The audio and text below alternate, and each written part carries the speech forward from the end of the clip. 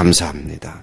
주 예수님은 정말 우리의 힘이며 생명이시고 또 친구이시고 우리의 영원한 기쁨이며 소망 되심을 이 시간도 기쁨과 감사함으로 고백하게 하시니 감사합니다. 하나님, 이 소망 되신 생명 되신 친구 되신 우리 주님과 날마다 더 깊은 사랑의 관계 속에 빠져들게 하시고 주님께로만 완전히 집중하는 우리의 매일의 삶이 되도록 인도하신 줄로 믿습니다. 이 아침에도 주님의 사랑으로 우리를 새롭게 하는 복된 시간 되게 하실 줄로 믿습니다.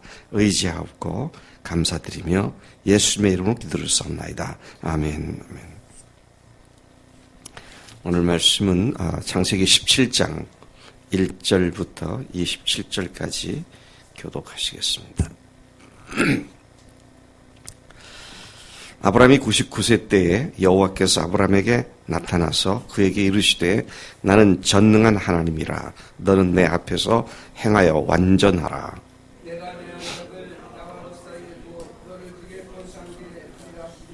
아브라함이 엎드렸더니 하나님이 또 그에게 말씀하여 이르시되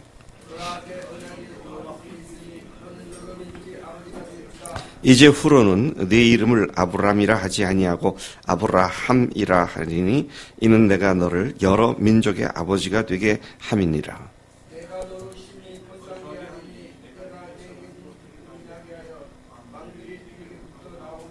내가 내 언약을 나와 너 및 네 대대 후손 사이에 세워서 영원한 언약을 삼고 너와 네 후손의 하나님이 되리라.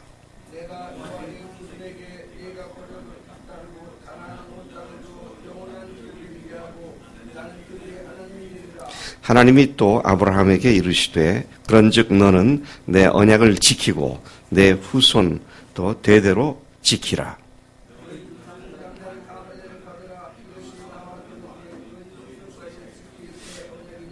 너희는 포피를 베어라. 이것이 나와 너희 사이의 언약의 표징이니라.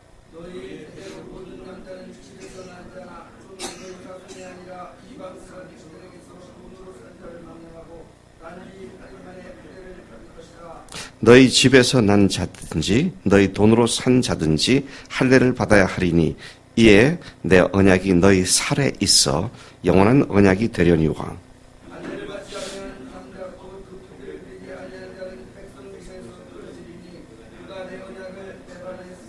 하나님이 또 아브라함에게 이르시되 네 아내 사레는 이름을 사레라 하지 말고 사라라 하라.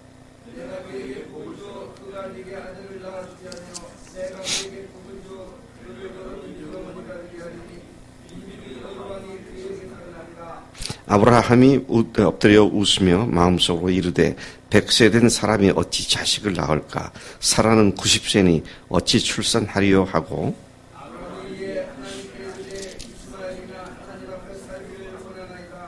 하나님이 이르시되 아니라 네 아내 사라가 네게 아들을 낳으리니 너는 그 이름을 이삭이라 하라. 내가 그와 내 언약을 세우리니 그의 후손에게 영원한 언약이 되리라.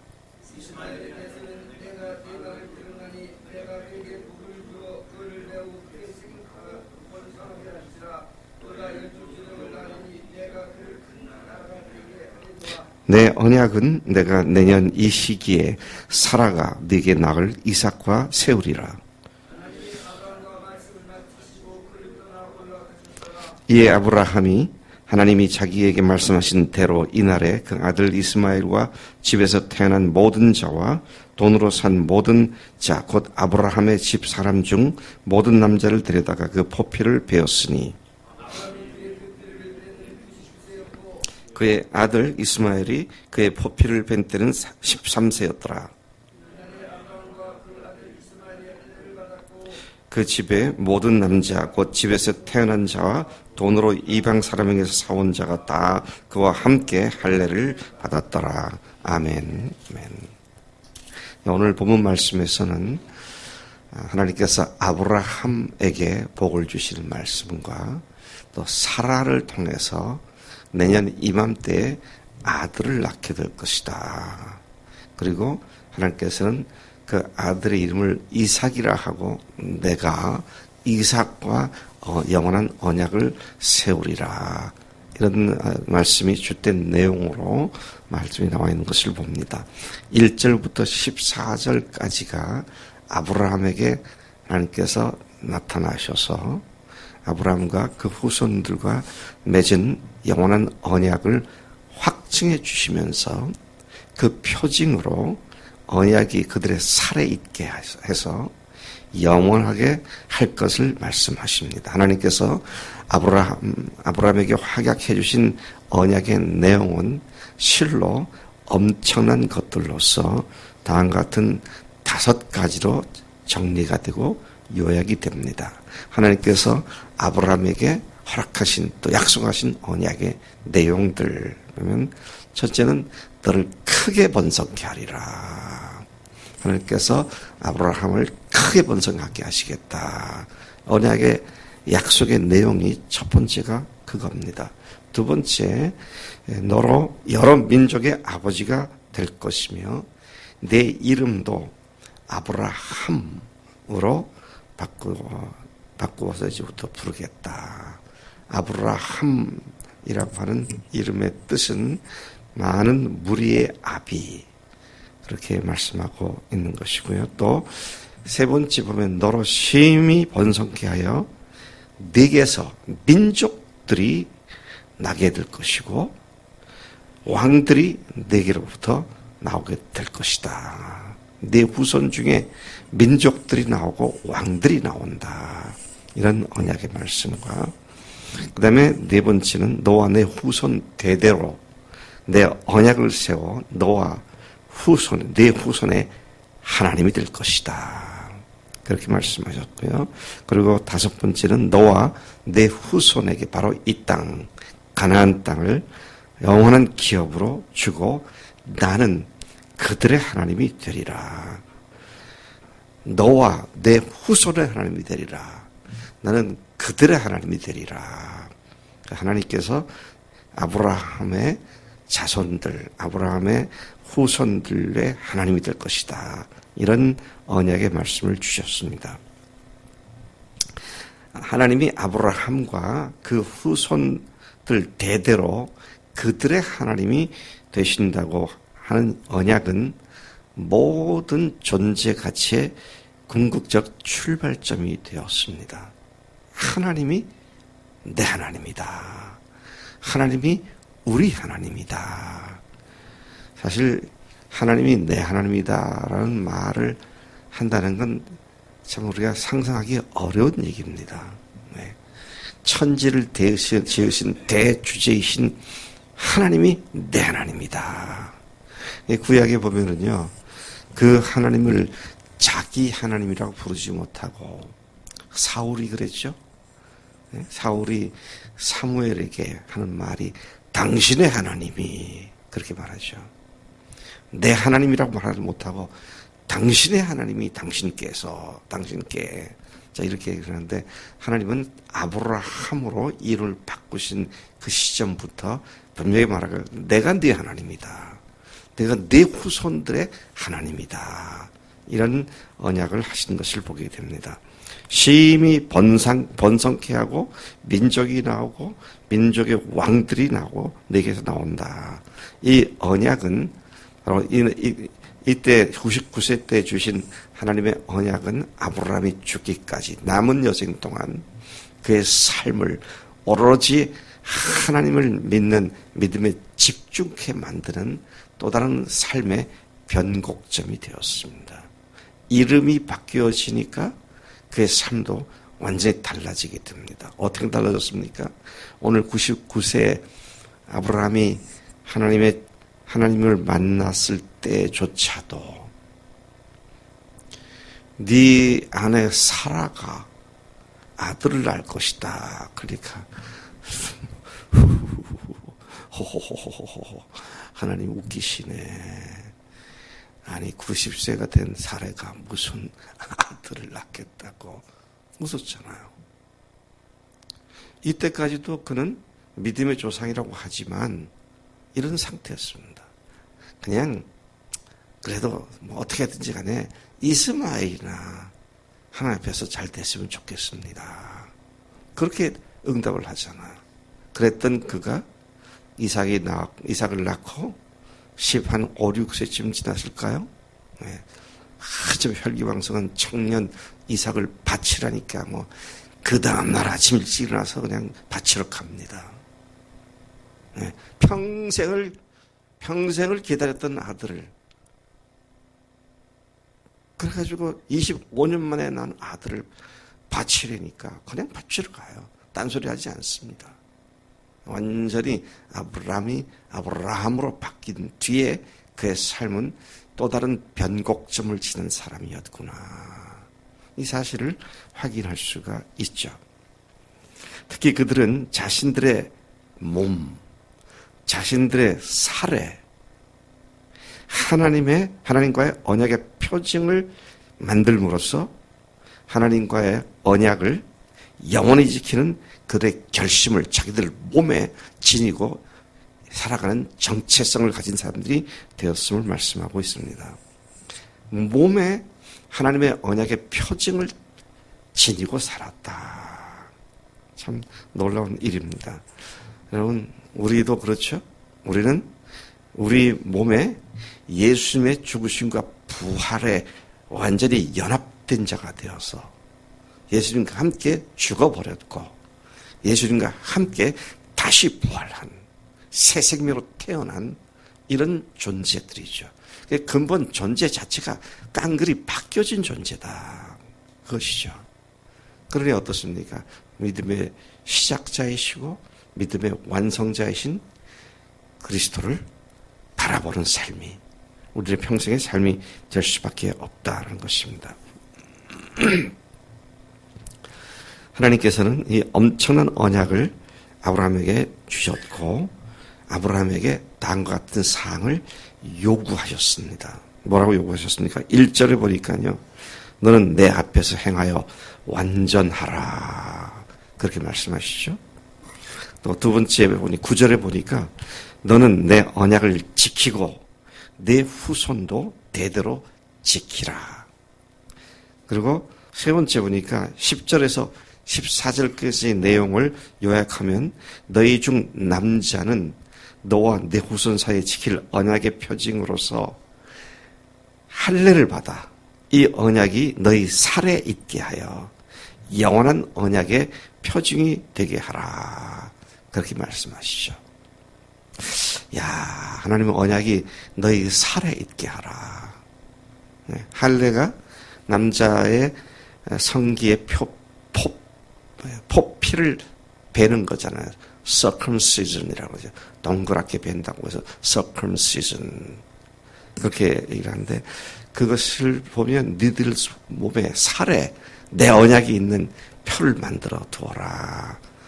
죽을 때까지 자기의 그 살에 있는 언약을 생각하며 그 정체성에 따라 사는 하나님의 백성이 되는 증거를 거기다가 두어라. 그렇게 말씀하신 것을 보게 됩니다.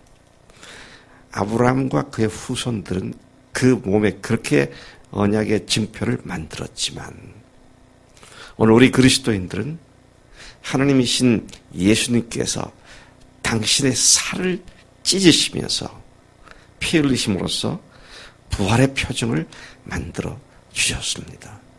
할례는 자기들이 했지만 예수님은 하나님이 직접 하셔서 우리에게 이런 표를 우리들에게 주셨다라는 사실을 생각하게 됩니다. 우리는 한 걸음 더 나가서 그 예수님의 살을 먹고 예수님의 피를 마신 이를 통하여 영원한 하나님의 자녀가 되었고 사명자들이 된 줄로 믿습니다. 이것이 우리들의 분명한 정체성이고 그 십자가와 부활이 하나님의 영원한 언약의 표징이 된 줄로 믿습니다. 그래서 우리가 부활을 그렇게 얘기하는 거예요. 그것이 표징이기 때문에 평생을 표징을 보고 내가 누군지를 다시 주님 앞에서 확인하도록 부활의 표적을 계속 우리가 선포하고 살아가고 있다는 말씀인 것이죠. 15절에서 22절까지의 하나님은 아브라함에게 그의 아내 사레에 대한 이야기를 하십니다. 여기에서 그의 이름을 사레에서 사라라고 사라로 이름을 바꿔주셨습니다. 그 이름의 뜻은 여주인, 여자 주인, 그런 말이죠. 사라가 아들을 낳을 것이다. 내가 그를 복주어 여러 민족의 어미가 되게 하고요. 민족의 여러 왕들이 그에게서 날 것이다. 이런 어마어마한 약속을 사라에게도 동일하게 주신 것을 봅니다. 이 말씀을 들은 아브라함은 엎드려 웃었다 그랬어요. 25년을 믿고 기다렸지만 막상 다 모든 상황 끝, the end, 그렇게 끝난 것 같은데 하나님께서 이삭을 1년 후에 주신다라는 말을 들을 때 웃었다 그랬어요. 그래서 이름을 아예 웃음, 이삭이라고 말하죠. 이삭이라는 이름을 부를 때마다 아브라함과 사라가 어땠을 것 같습니까? 야, 웃음아, 그렇게 부르잖아요. 그럴 때마다 아마 자기는 하나님 앞에서 웃었던 불신앙의 마지막 그 불신앙의 행동으로 웃었던 모습을 생각하며 평생 주님 앞에 헌신하고 다시 엎드리는 그런 삶을 살았겠구나, 그런 생각을 하게 됩니다. 여기 여러분, 우리가 다시 돌아가서 생각할 건요, 언약을 주시면서 하나님께서 하신 말씀이 뭐예요? 아까 1절에 뭐라고 했습니까? 내 앞에서 행하여 완전하라. 또 내 언약을 지켜라. 이 언약이 뭡니까? 내용이 뭐예요? 내가 네 하나님이 된다. 네 후손들의 하나님이다. 너를 창대케 하고 번성케 한다.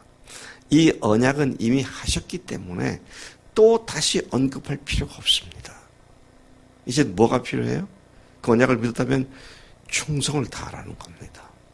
성실하게 주 앞에 엎드리라는 얘기예요. 그래서 제가 그렇게 아주 극단적으로 표현을 하잖아요. 하나님께서 내가 잘못하면 또 내가 지옥 가지 않을까? 하나님은 내가 이게 제대로 믿는 거예요. 그런 생각을 아예 잊어버리라는 거잖아요. 그건 끝난 얘기예요. 구원에 관한 이제 끝난 겁니다. 그럼 우리가 정말 관심을 갖고 심혈을 기울여 최선을 다할 게 뭡니까? 주님께 충성하는 거예요. 주님 앞에서 완전한 겁니다. 그 언약을 지키는 겁니다. 네. 그래서 여러분, 우리가 구원을 선물로 받았잖아요. 은혜로 받았잖아요. 그리고 그 은혜를 평생 누리며 살아야 되는데, 그 누리며 사는 사람은 필연적으로 하나님께 총집중해서 하나님을 기쁘시게 하는 삶 가운데로 가는 것이 삶의 소중한 목표가 될 수밖에 없다. 그래야 구원받는, 아니에요. 구원은 끝났다니까요. 이 하나님 앞에 어떤 하나님의 자녀가 되느냐, 어떤 하나님의 종이 되느냐, 이 문제에 있어서는 어떻게 해요? 완전한 종이 되어야 한다. 완전한 자녀가 되어야 한다. 그래서 우리가 이 정도면 됐지, 이렇게 생각하고 적당한 선에서 우물우물하고 말 수가 있는데, 아닙니다. 완전하라 그랬어요. 네. 주님 앞에 기도하는 삶이나 주님을 사모하며 주님께 순종하는 삶에 있어서 완전해야 하는데, 그 아브라함이 완전한 결과가 뭡니까? 아들을 바치라 할 때 바친 겁니다. 이 완전함을 얘기하는 거예요. 그냥 하라 그러면 조금 하다 마는 이거 아닙니다. 정말 내가 목숨 걸고 하는 거죠. 내 인생 전체를 걸고 하는 겁니다. 하나님은 분명하게 말씀하셨어요. 네가 웃었다. 아닙니다. 안 웃었어요. 그러니까 뭐라고 그러세요? 아니라 네 아내 사라가 내게 아들을 낳으리니 너는 그 이름을 이삭이라고 하라. 내가 그와 내 언약을 세우리니 그의 후손에게 영원한 언약이 되리라. 그렇게 말씀하시죠. 아브라함이 이때로부터 정말로 자기 목숨뿐 아니라 아들 목숨까지도 그냥 바치라니까 바치는 그런 믿음의 사람으로 견고하게 세워진 것을 보게 됩니다. 23절에서 27절까지 보면 하나님이 떠나신 후에 아브라함은 하나님의 말씀대로 바로 그날에 그 아들 이스마엘과 집에서 태어난 모든 자와 돈으로 산 모든 자, 곧 아브라함 집에 있는 모든 남자를 데려다가 할례를 했다. 그때가 그의 나이 99세였다. 그렇게 기록하죠. 이스마엘의 나이는 13세였다. 야, 참 기가 막힙니다. 성경이 나이 적는 것까지도 정확해요, 보니까. 예. 그래서 이삭과 이스마엘의 차이는 14살입니다.